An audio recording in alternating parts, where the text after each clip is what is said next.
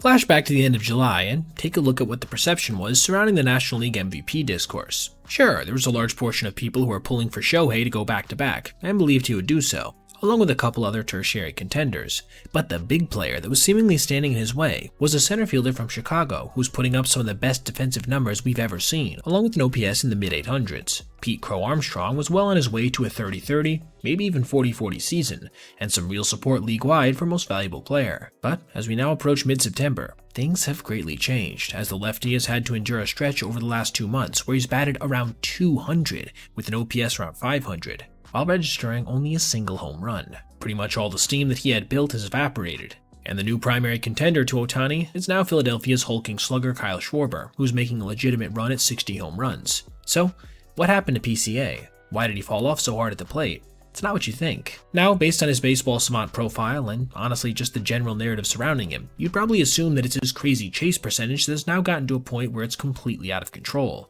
But that's actually not true, at least relative to what he was doing before.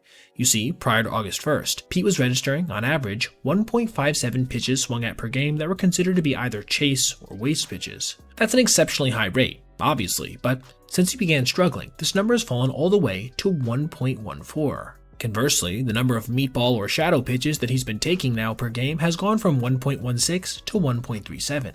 That's right, he's actually gotten much more passive, more than likely as a response to the overwhelming criticism that his free-swinging ways were going to cause him to struggle eventually. This new approach has resulted in him drawing 8 walks in his last 35 games, when he managed to register just 9 over his previous 48, a stretch in which he posted an OPS over 850 by the way, but has also not only come with the struggles I detailed before in average and OPS, but just in general quality of contact as well, as you can see from these screenshots that show his expected WOBA, expected slug, and hard hit percentage have all dropped over the same time period. However, you can't say the same for his swing and miss percentage, which actually has spent a large portion of that time when he was struggling being above average league-wide. One of the things we have to remember about PCA is that while he does swing at so many pitches that are out of the zone that it can bring Javier Baez comparisons at times, he has a tendency to not only disproportionately hit these pitches, but hit them hard.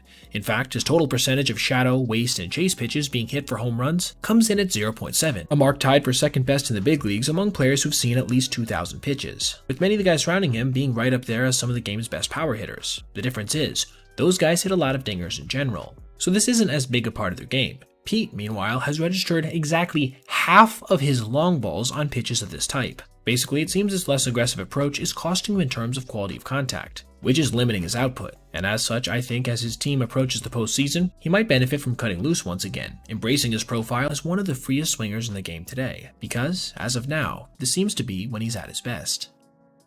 Alright everybody, if you made it this far, I appreciate you watching, and if you did, consider checking out any of these other videos on your screen right now for other content just like this. Also, if you ever see anything you'd like to see me detail in the video, feel free to reach out to my email, basebpoet@gmail.com, and if I end up using your idea, I'll give you a shout out. Thanks for watching, have a great rest of your day.